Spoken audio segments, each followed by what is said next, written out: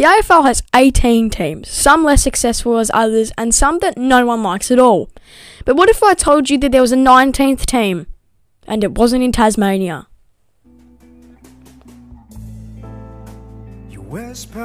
University Football Club was a team established in around 1859 in the University of Melbourne School, still one of the biggest unis in Melbourne to this day. They reportedly played their first game against St Kilda in June in 1859, but it's not the St Kilda that we know today. They were captained by a man named Phillips. I could only find his first name, apparently he didn't have a second one. In the end, they lost. During the 1870s, the club played in the second 20s competition, one level lower than the main competition, the South Yarra Challenge Cup, from 1885 to 1888.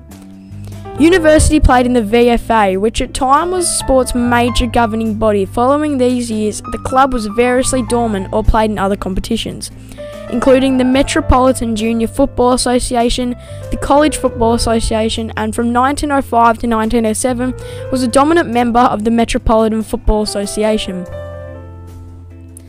On the 4th of October 1907, the 8 founding clubs of the VFL voted to include University in the leagues as its 9th team.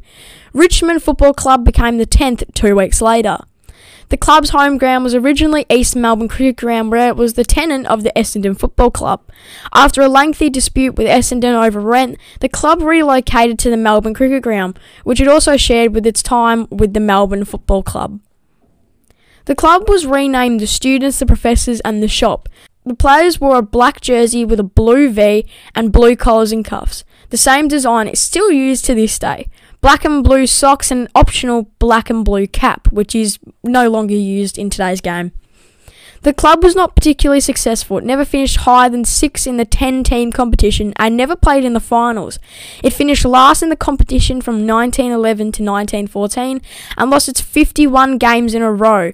In total, it played 126 games for 27 wins, 2 draws and 97 losses between 1908 and 1914.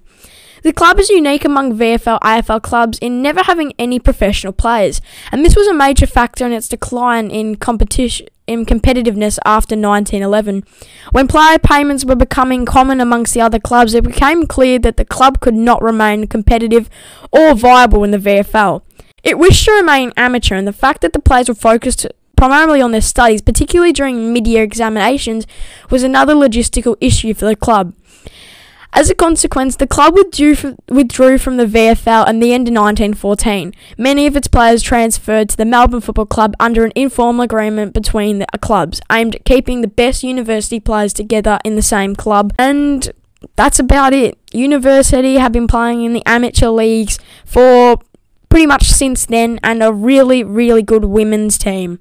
And really, that's all I can say about the University Football Club. There's not too much information on them, but for the most part, they were probably the worst VFL team in history.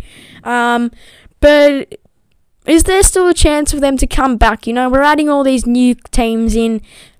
Can we get the old University Football Club to back join the league? Probably not. And yeah, that was the Forgotten AFL Club. Thanks everyone for watching, and yeah, we'll see you later.